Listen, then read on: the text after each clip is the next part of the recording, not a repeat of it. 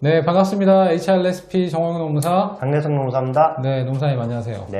오늘은 업무상 사고 두 번째 시간인데요. 네. 지난 시간에 기본적인 사항에 대해서 설명을 드렸는데 쟁점이 될 만하고 좀 궁금한 사항들 있죠? 네, 그런 거 네. 중심으로 한번 질문을 드려보겠습니다. 먼저 겨울도 다 지나고 봄이 왔잖아요. 네네. 이제 봄에는 체육 행사 맞아요. 많이 해요. 뭐 원래 업무는 아니지만 뭐 체육 행사를 한다라든지 이제 이런 경우에 다칠 수도 있잖아요. 그렇죠. 이런 경우는 산재로 인정받을 수 있을까요? 네, 체육대회를 하면은 이제 과도한 승부욕이 발동돼서 사고가 나는 경우가 종종 있는데요. 네. 사업주의 그 지휘 감독 하에서 이루어진 체육 행사라면은 여기서 이제 사업주라고 말하는 거는 꼭 이제 대표이사만 말하는 건 아니고요. 네. 뭐 팀장이나 관리자 같은 업무 지시권자를 말하고요. 이런 사람들의 관리 하에 이루어졌다면은 산재로 인정이 됩니다. 얼마 전에 있던 사례인데요. 매년 1월 초에 건설 회사에서 공사 수주나 안전 기원 목적으로 산행을 했는데 네. 거기서 미끄러져서 다리가 골절이 되신 분이 계세요.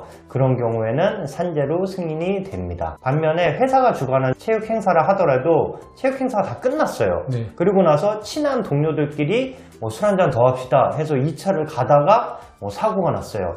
이런 경우는 사용자의 지휘 감독하에 있었다고 보기 힘들기 때문에 산재로 인정이 되지 않습니다. 네, 알겠습니다. 그러면 업무 시간 중이든 회식 자리건 가끔 보면 다툼이 발생하잖아요, 직원끼리. 그렇죠. 물리적으로 싸우다가 다쳤다. 네. 이제 이랬을 때도 그걸 뭐 개인 간의 다툼이기 때문에 해당이 안 된다고 봐야 될지, 네. 아니면 업무와 이제 연관성이 있기 때문에 업무상 사고로 인정을 해야 될지, 네. 어떻게 해야 되나요? 네, 기본적으로 업무 시간 도중에 다툼이 일어났거나 공식적인 회식 자리에서 다툼이 일어나면은 산재로 인정될 가능성이 매우 높습니다. 하지만 사적인 자리에서 다툼이 일어났을 때는 산재로 인정될 가능성이 매우 낮고요. 공식적인 회식 자리를 하더라도 다툼의 이유가 업무와 전혀 인과관계가 없다면 산재로 인정되지 않는데요. 예를 들어서 어떤 팀장님이 주관한 회식 자리였는데 그 박대리와 김대리가 동기였어요. 근데 술을 한잔 하더니 박대리가 김대리한테 얼굴이 너무 크다고 외모 지적을 한 거죠. 그래서 김대리가 너무 화가 나서 박대리를 한 대 때렸어요. 그래갖고 막 다툼이 일어나는데 이거는 업무와 전혀 무관하기 때문에 공식적인 회식 자리에서의 다툼이라 하더라도 산재가 되지 않습니다. 네. 자, 그리고 회사에는 여러 가지 동호회가 많죠. 네. 뭐 이런 동호회 활동 중에 다치는 경우에도 산재 혜택 받을 수 있을까요? 기본적으로 동호회 활동은 사적 행위이기 때문에 네. 산재로 인정이 잘 안 되는데요. 다만 회사의 동호회 행사에 대한 일시나 장소를 다 보고하고 심지어 회사에서 비용 등 일부를 지원을 해줬어요. 그렇다면은 이때 발생한 사고는 산재로 인정될 수가 있습니다. 예를 들어서 사내 축구 동호회가 있었는데요. 정기 축구 행사에 대해서 언제 어디서 한다라는 것을 회사에 보고를 하고 품위도 받았고 회사에서 사내 체육 시설을 빌려줬어요. 심지어 기념품도 회사 비용으로 지원을 해줬어요.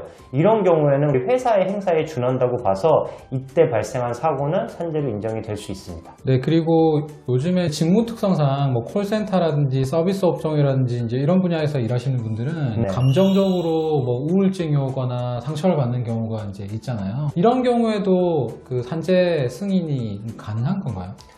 원칙적으로 근로자의 고의, 자해 행위 또는 범죄 행위로 인한 사고는 산재로 인정이 되지가 않습니다. 하지만 업무상 사유로 인해서 발생한 정신질환 상태에서 행해진 자해 행위나 극단적인 선택은 산재로 인정될 수가 있습니다. 예를 들어서 최근에 코로나로 인해서 항공산업이 많이 위축이 됐잖아요. 승무원들이 많이 강제 휴직에 들어갔죠. 네. 임금의 60%만 받고 휴직에 들어갔단 말이에요. 그러다 보니까 경제적으로 어려워서 아르바이트라도 하려고 했더니 회사의 취업규칙에 겸직 금지 규정이 있었어요. 다른 일을 하면 안 되는 거예요.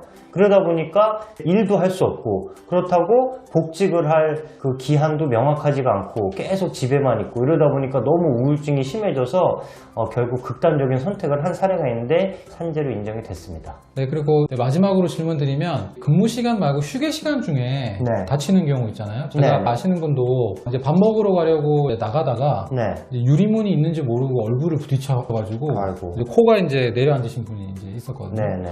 이런 케이스는 일하다가 다친 것도 아니고 뭐 좀 애매하잖아요. 네네. 이렇게 휴게 시간을 보내다가 다치는 것도 산재에 해당할까요? 휴게 시간이라 하더라도 휴게 시간 중에 활동이 그 업무 수행에 필수적으로 수반되는 행동이고 사업주의 지배 관리하에 있다면은 네. 업무와의 인과관계가 인정돼서 산재로 인정될 수 있는데요.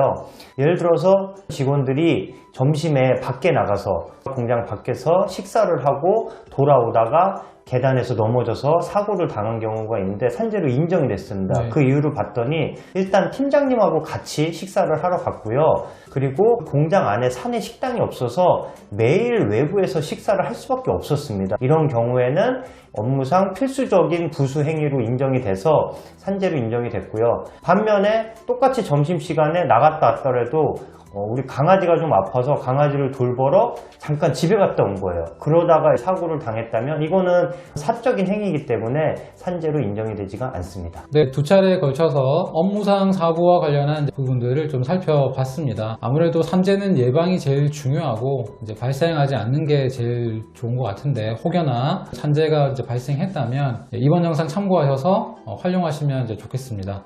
다음번에 또 좋은 영상으로 찾아뵙도록 하고요. 오늘 여기까지 하도록 하겠습니다. 감사합니다. 감사합니다.